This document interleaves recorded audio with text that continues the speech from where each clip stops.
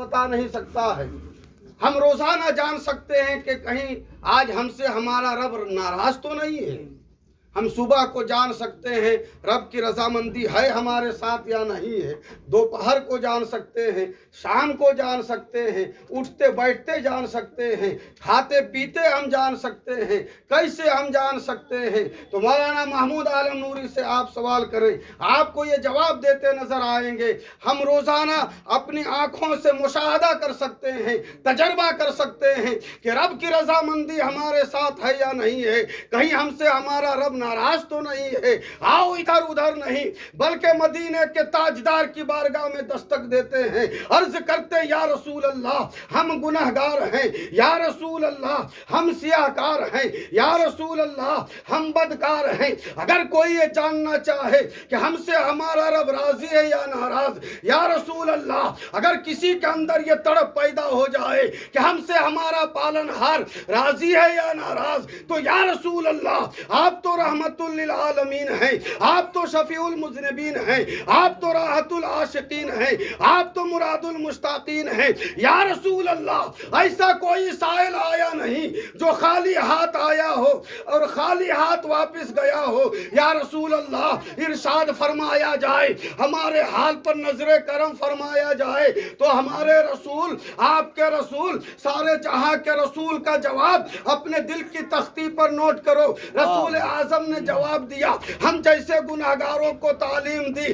कि सुनो सुनो, अगर तुम्हें यह जानना हो कि तुमसे तुम्हारा रब राजी है या नाराज, मैं अब तुम्हें रास्ता बताता हूँ। सहाबा इकराम का मजमा है, रसूल आज़म तकरीर फरमा रहे हैं, इतने में एक सहाबी रसूल खड़े हो जाते हैं और यही सवाल अर्ज करते हैं। तो रसूल आज़म ने इरशाद फरमाया, रिज़ा रब्बे फी रिज़ल वालिदैन व सखतु रब्बे फी सखतिल वालिदैन। ऐ मेरे उम्मतियों, ऐ मेरे सहाबियों, ऐ जन्नत के हकदारों, मैं तुम्हें रास्ता बताता हूँ। अगर तुमसे तुम्हारा रब राजी या नाराज, मैं तुम्हें बताता हूँ, सीधे इधर उधर जाने की जरूरत नहीं, मार्केट बाजार जाने की जरूरत नहीं, किसी और के पास जाने की जरूरत नहीं। सीधे अपने घर को चले जाओ और अपने माँ बाप से मुलाकात करो। अगर तुम्हारा चेहरा देखकर माँ बाप मुस्कुरा दें, समझ जाओ कि परवरदिगार भी तुमसे राजी नजर आता है। अगर तुम्हारा चेहरा देखकर माँ बाप मुस्कुरा दे, परवरदिगार राजी, रिज़ा रब्बे फी रिज़ल वालिदैन, मिशकात शरीफ की हदीस से बात। माँ बाप की रजामंदी में रब की रजामंदी है, और माँ बाप की नाराज व सखतु रब्बी, रब नाराज होता है कब? फी सखतिल वालिदैन, माँ बाप की नाराजगी में। यहीं से नतीजा निकला, बिलखुसूस कम है लेकिन जो भी जवान हैं जिनके माँ बाप जिंदा हैं और जिनके चले गए, उनके लिए भी ये मिसाले रहा है। ऐसा नहीं कि माँ बाप हमारे चले गए तो हमें हमारा राब्ता ख़त्म हो गया, हमारा रिश्ता ख़त्म हो गया, हमारा ताल्लुक़ ख़त्म हो गया। नहीं नहीं, हरगिज़ नहीं, बल्कि मरने के बाद रिश्ता और ज़्यादा मजबूत हो जाया करता है, राब्ता और ज़्यादा करीब आ जाया करता है। हमें जाने की ज़रूरत है, उस रिश्ते को समझने की ज़रूरत है, उस राब्ते को अपने दिल से लगाने की ज़रूरत है। दिल पे हाथ रखा जाए और फैसला किया जाए कि हम अपने कब्रिस्तान कब जाते हैं, जब कोई मरता है तब जाते हैं, उसके अलावा हमारे पास जाने की फुर्सत नहीं है। अगर उस वक्त जाते भी हैं तो पूरे रास्ते में हम कलाम करते चलते हैं, दुनियावी बातें करते जाते हैं, कब्रिस्तान में भी गुफ्तगू करते हैं। हालांकि रसूल आज़म का इरशाद सुनो, रसूल आज़म इरशाद फरमाते हैं कि रोज़ाना कब्रिस्तान जाने की कोशिश करो। जाकर करना क्या है? अल्लाह के रसूल का इरशाद देखो, एक दिन में अगर ना जा सको तो 2 दिन में जाया करो, 2 दिन में ना जा सको 4 दिन में जाया करो, 4 दिन में ना जा सको तो हफ्ते में कम से कम एक बार जरूर जाया करो। अल्लाह के रसूल इरशाद फरमाते हैं, मन ज़ारा कब्र अबवैहि अव अहदिहिमा फी कुल्ली जुमुआ कुतिबा लहू इंदल्लाहि बर्रा अव कमा क़ाल अलैहिस्सलातु वस्सलाम। रोजाना नहीं, 2 दिन में नहीं सकते हो, 4 दिन में नहीं सकते हो तो कम से कम हफ्ते में जाया करो।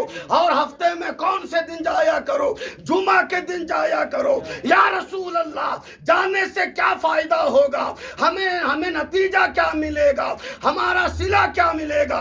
तो रसूल आज़म इरशाद फरमाते हैं, एक जुमा तुम जाओगे, दूसरे जुमा को जाओगे, चौथा जुमा जाओगे और तुम्हारी जिंदगी का यही सिलसिला चलता रहेगा। एक दिन तुम्हारी भी मौत आएगी, उस वक्त अल्लाह ताला तुम्हें मरने से पहले पहले अपने नेक बंदों में तुम्हारा नाम दाखिल फरमाता है। सुभान अल्लाह, सुभान अल्लाह। कुतिबा लहू इंदल्लाहि बर्रा मन ज़ारा कब्र अबवै अव हदेमा। इसका तर्जमा देखें, जो माँ बाप के कब्र की ज़ियारत के लिए जाता है, देखने के लिए, पढ़ा कुछ नहीं, सिर्फ गए, देखा ये हमारी माँ की कब्र है, ये बाप की कब्र है, चल दी। हर जुमा अगर जाता है इंसान तो मरने से पहले पहले नेक बंदों में अल्लाह ताला उसे उस वक्त तक मौत नहीं देगा जब तक उसे नेक बंदों में शामिल नहीं फरमाता। अब यहीं पे दिल पे हाथ रख के हम फैसला करें, पढ़े लिखे लोग हैं, दुनियावी दीनी तालीम दोनों है आपके दरमियान। अब सोचे हम, उलमाए कराम हैं, ज़ियारत किसे कहते? देखने को। सारा यजूर देखना, जो माँ बाप की कब्र की ज़ियारत करता। अब अगर हम वहाँ पे जाएंगे, हमारी माँ लेटी हुई है, खड़े होके अगर हम 3 मरतबा कुल हुवल्लाहु अहद शरीफ पढ़ दें, सूरह यासीन शरीफ अगर याद है वो पढ़ दें, 7 मरतबा सूरह फातिहा पढ़ दें, आयतल कुर्सी पढ़ दें, तो फिर क्या होगा, कितना मकाम मर्तबा बुलंद होगा।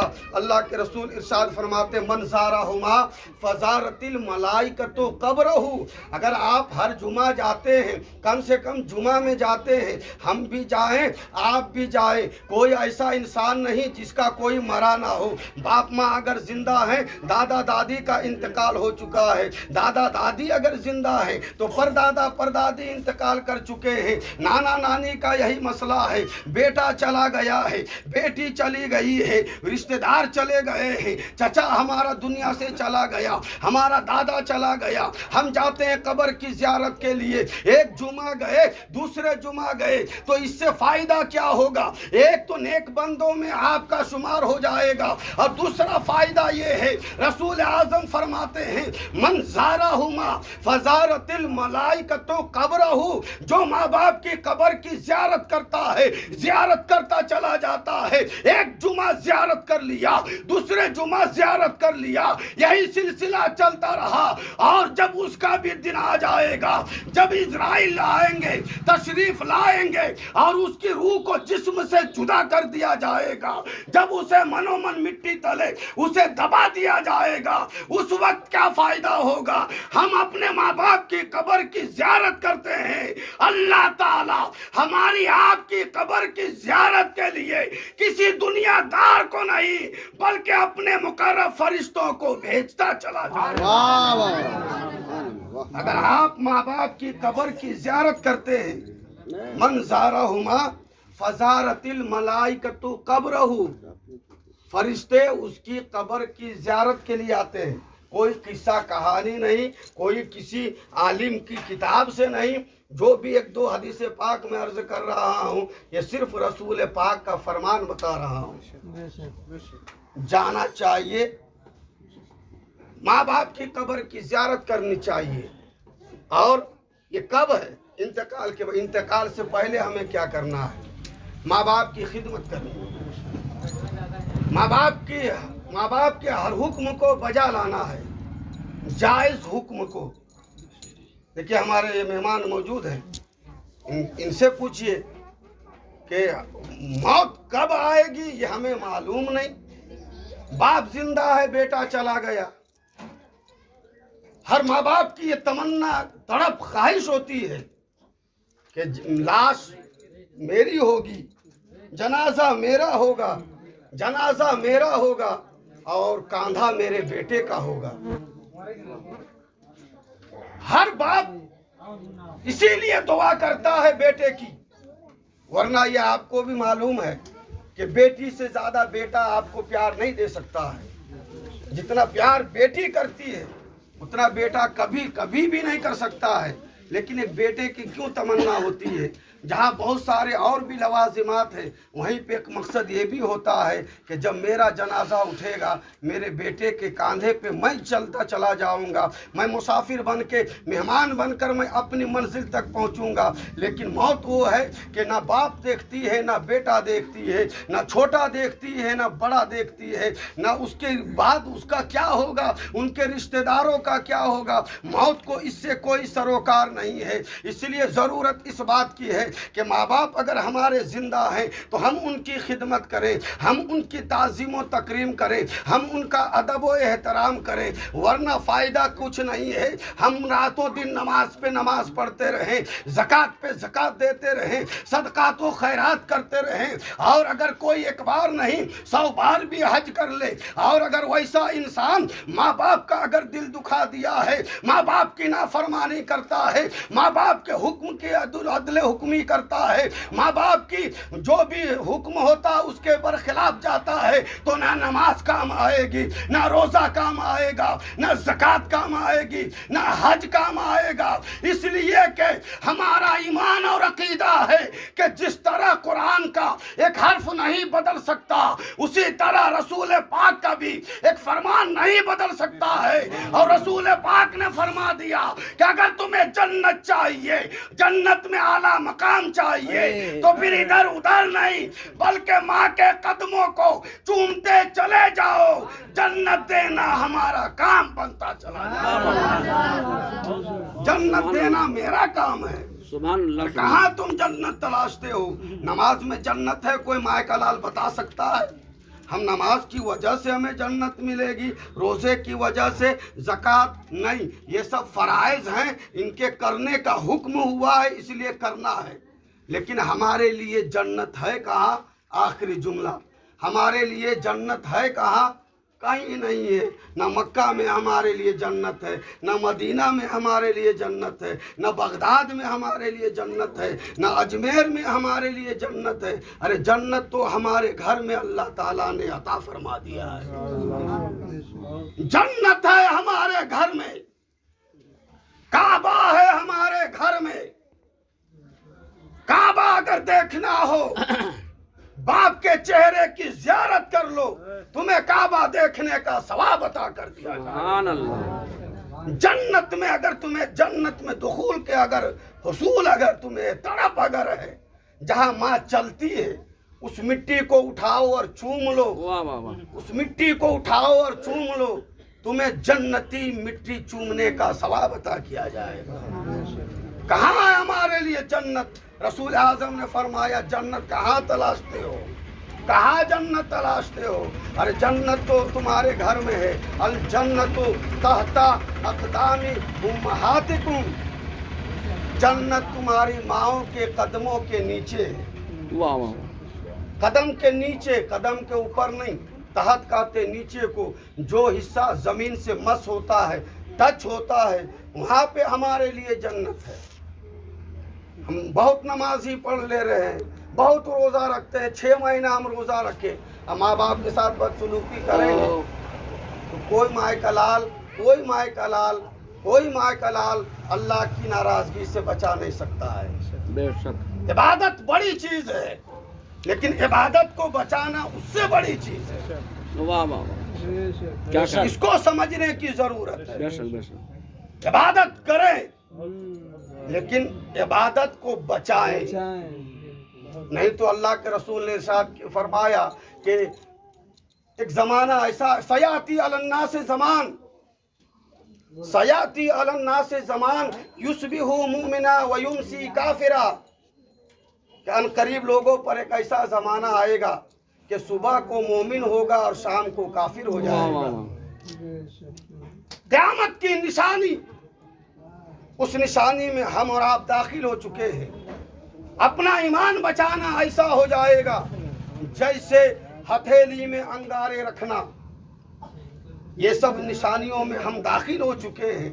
ज़रूरत इस बात की है कि हम सारे अच्छे काम करें, अच्छे से अच्छे काम करें, और सबसे ज़्यादा माँ बाप की ताज़ीम व तकरीम करें। अल्लाह रसूल के बाद दुनिया में अगर किसी का मकाम व मर्तबा है तो हमारे माँ बाप का मकाम व मर्तबा है।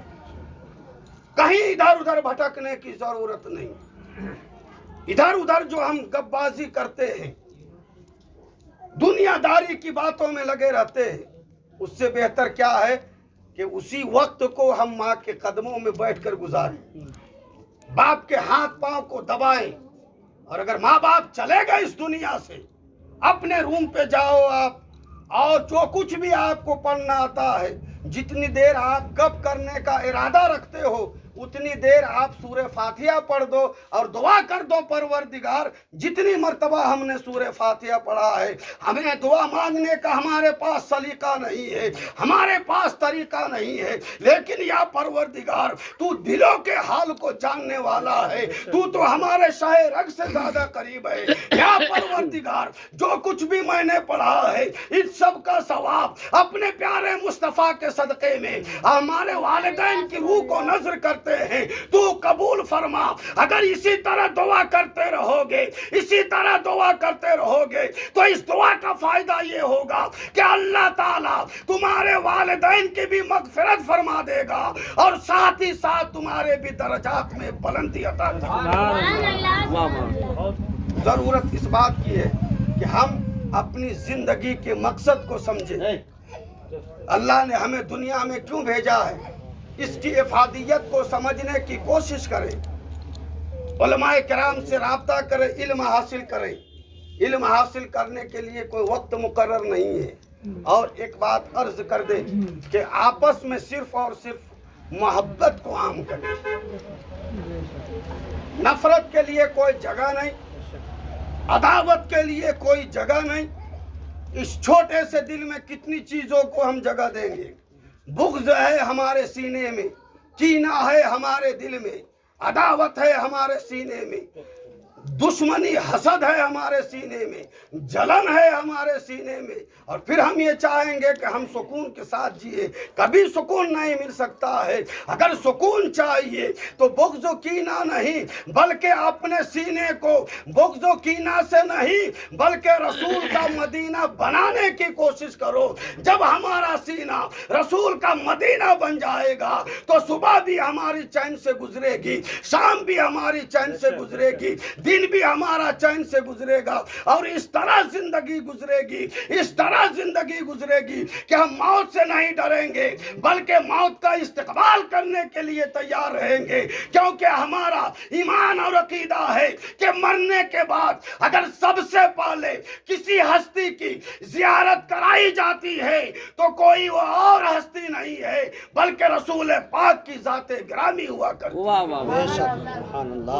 اللہ تعالی ہم سبوں کو اپنے والدین کی تعظیم و تکریم, ادب, اور جن کے والدین چلے گئے انہیں کثرت کے ساتھ ایصال ثواب اور صدقہ جاریہ کرنے کی توفیق عطا فرمائے. انہی چند جملوں کے ساتھ اگر بولنے میں کسی طرح کی کوئی غلطی, لغزش, خامی, کمی, قصدن یا سہون یا عمدن ہوئی ہو تو آپ تمام سامعین بالخصوص علماء کو گواہ بنا کر میں صدق دل سے توبہ کرتا ہوں.